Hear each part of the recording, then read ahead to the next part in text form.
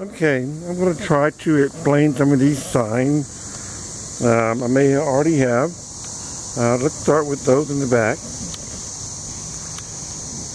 Basically, that one, the Rosewood Massacre, he was so big, he was so black, that boy.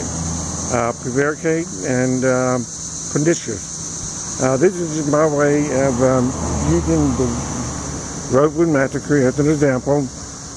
Pernicious and prevarication, and basically the black man accused of rape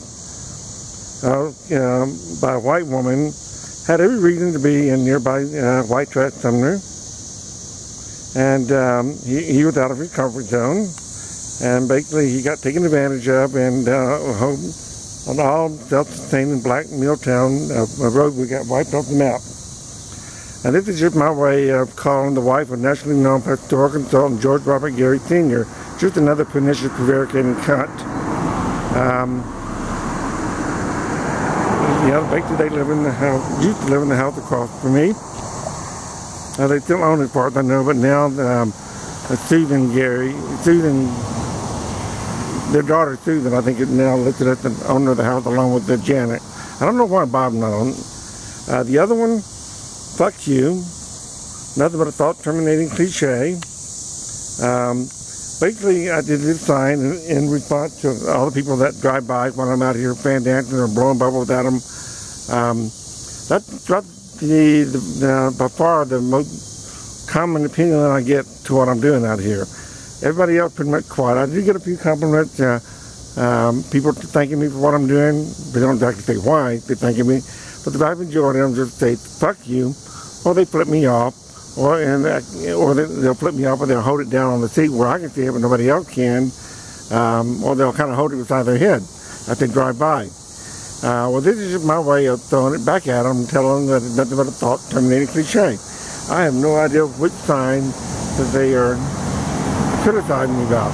Now, just being openly labeling myself as progressive automatically gets the conservative, mad at you. So they don't really have an opinion except that it's not yours. They don't share yours. But they don't have any. But they're welcome to pull in my driveway and defend their opinion, or at least let me know what opinion of mine they're offended by. Now this right here is basically the Trinity time warp dance. Since I've recently discovered, or I think I have, that the Jesus use of the Trinity, Father, Son, and Holy Ghost, is basically two substantive and one unsubstantive. I also read somewhere, but I was never able to find in it, that you could also go with two unsubstantive and one substantive. And that's what I did with me, simply Jim, where Jesus went from a career as a carpenter into ministry. I decided that my unhappiness in field of veterinary medicine was a major reason for my crystal meth addiction, and I had to deal with that. And I wanted to go into politics as it relates to religion, especially where it relates to religion. Well, taking the clue from Janet Gary, that pernicious, prevaricating cunt, who used to live in the house across the street from him, doesn't it say in the Bible, one shouldn't count pearls before swine? I don't know who she's calling the swine here, or what she was referring to as a pearl. My understanding is, pigs don't perceive the value of pearls. So what's the point of it? Well, I prefer to eat pork is my favorite white meat, and I'd rather eat pork. I couldn't care less about accessorizing the pearl. So the only reason pearls have value is because of women accepting them as a gift from men who buy them as gifts, trying to placate their wives or women, folks.